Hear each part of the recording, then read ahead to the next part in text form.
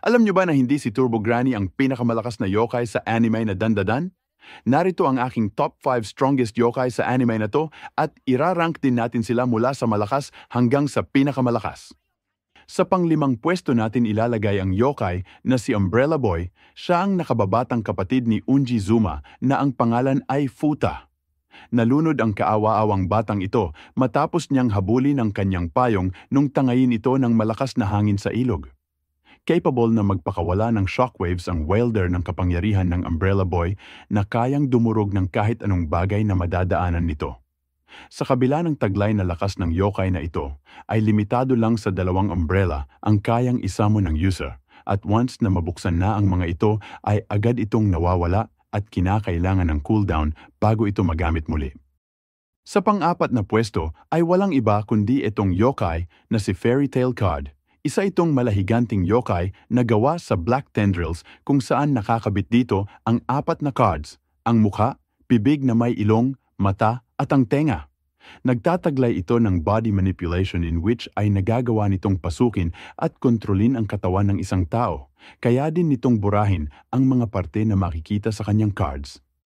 Sa pangatlong pwesto naman natin ilalagay itong si Evil Eye, ang batang galing sa Edo period na ikinulong ng maraming taon ng Kito family bilang alay sa higanting uod na kung tawagin ay Tsuchinoko. Matapos ang kanyang pagkamatay, ang bata ay naging yokai na tinawag na Evil Eye. At sa loob ng 200 taon sa patuloy na pagsasagawa ng ritual, dito namuo ang galit ni Evil Eye sa mga tao at ipinangako nitong ipaghihiganti niya ang mga batang ginawang alay. Sa pangalawang pwesto naman natin ilalagay si Turbo Granny, ang pinakamabilis na yokai sa lahat ng mga yokai. Siya ay isang kakilakilabot na espiritu na naging tanyag sa kasamaan dahil sa pananakot niya sa Japan sa makabagong panahon. Pag-alagala siya sa bansang isla ng Silangang Asya hanggang sa nagtagpo ang kanyang landas sa isang earthbound spirit sa Shono City at sila'y nag-fuse.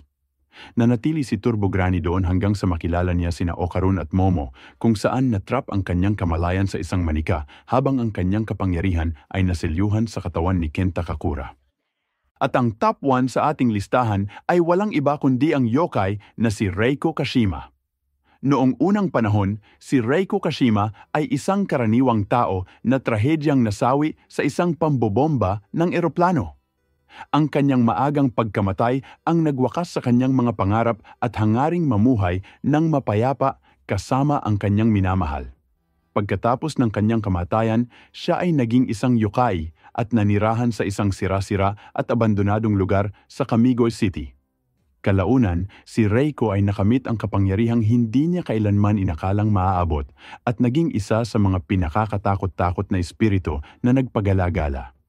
Matapos siyang matalo ni Momo, siya ay nangakong maghihiganti at nagsimulang sundan si Momo upang maghanap ng tamang pagkakataon. Nang sinubukang sakupin ng core ang Earth at magsimulang magbagsak ng mga bomba, ang kakilakilabot na tagpo ay nagbalik ng alaala ni Reiko sa kanyang nakaraan. Sa matinding galit, winasak niya mag-isa ang militaristang lahi ng mga alien na pinatunayang siya ang pinakamakapangyarihang yokai. Mapapanood ang Season 2 ng Dandadan sa Bilibili, nasa comment ang link.